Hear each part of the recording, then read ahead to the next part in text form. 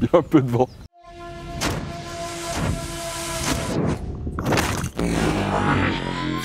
Salut à tous, comme toujours, absolument ravi d'être avec vous aujourd'hui pour faire le point dans ce qui se passe dans l'univers de la moto. Car non, je vais pas me lancer dans le test de tondeuse à gazon.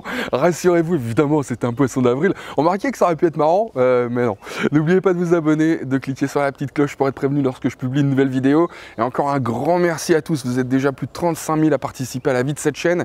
Et je vais vous gâter les amis, vous allez comprendre pourquoi j'ai pas fait de vidéo de poisson d'avril. Bon alors franchement, c'était pas la peine, la réalité est tellement plus drôle. Mais mes confrères, eux, ils s'en sont donnés à cœur joie et franchement j'ai bien failli me faire avoir pas mal de fois, comme avec notamment le repère des motards qui annonçait une harmonisation des normes anti-pollution entre les voitures et les motos en 2025, la norme Euro 7. C'est le nom du président de la commission résilience des transports du Parlement européen qui m'a mis la puce à l'oreille. PES Trucha, franchement PES, ça faisait déjà un peu pognon. Et puis en tapant son nom dans Google, j'ai découvert que c'était le nom scientifique de la truite. PES Trucha, pas mal. Mais bien joué quand même, parce que déjà que c'est pas simple de faire une ligne de peau digne de ce nom avec Euro 5. Là, pendant une seconde, je me voyais déjà avec un filtre anox en 10 de passagers. En revanche, sur la création prochaine d'un permis Super A, là, j'ai flairé la vieille odeur de flétan pourri direct.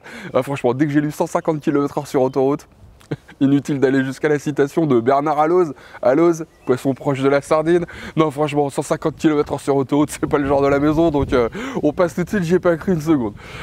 En revanche, ça, c'est pas une blague. Si vous êtes l'heureux propriétaire d'une multi Strada V4, Ducati rappelle un certain nombre pour un défaut de guide de soupape. C'est d'autant moins marrant d'ailleurs qu'il va falloir renvoyer la moto à Bologne pour remplacer le moteur.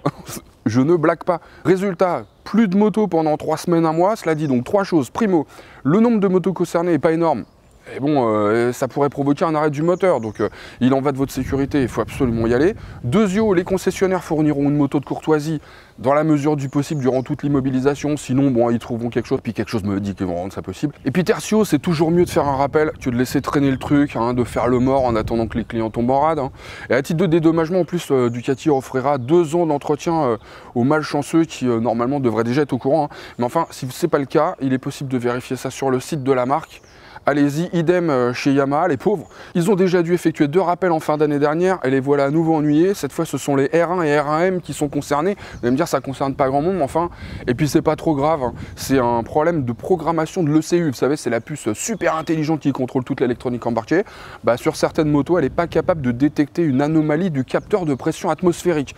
C'est pas hyper grave en soi, hein, les motos vont pas se mettre à gonfler avant d'exploser, mais enfin, Yamaha doit reprogrammer la puce pour que la moto respecte les normes, c'est une obligation, donc il faut l'amener. Je vous mets la liste des motos concernées dans la description. Là encore, c'est si vous n'avez pas reçu le courrier. Coup de fil au concessionnaire, petit coup de valoche là-dessus, et puis hop, c'est plié, ça repart en wheeling, sur route fermée bien sûr.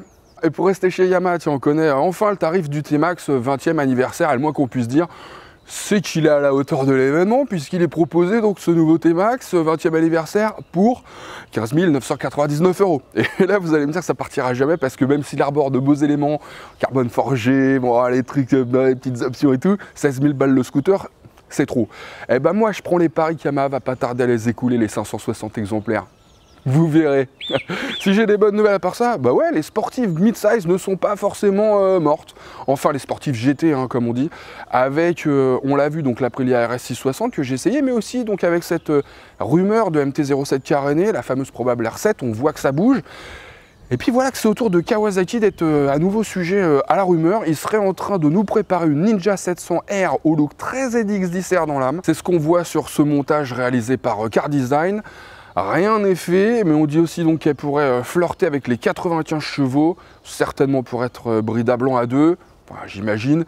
Dès que j'en sais plus, en tout cas, je vous le dis. Et puis pour finir, je vous en ai déjà parlé, hein, Moto Guzzi fête ses 100 ans, il y a un petit événement de prévu. Et puis ils vont faire donc des décos sympas sur certains modèles existants. Mais ils sont peut-être bien sur le point de nous sortir un nouveau modèle. C'est en tout cas ce que ce visuel créé pour le centenaire peut nous laisser espérer. Alors on voit les motos emblématiques de la marque, hein, jusqu'à la V85 TT, mais aussi, si vous regardez bien, tout en bas à droite, une petite moto qui est certes floutée, mais qui pourrait bien être un roadster, ou carrément un café racer. Et comme Moto Guzzi dispose d'un 850, les aficionados en sont pratiquement sûrs, ce sera une nouvelle 850 Le Mans, bien évidemment. Alors 850 Le Mans ou pas, eh ben, je vous laisse me dire ça. Aloha les amis. Mais carrément, cette espèce d'éclair là, t'as raison, regarde, c'est une électrique en fait. Chouette.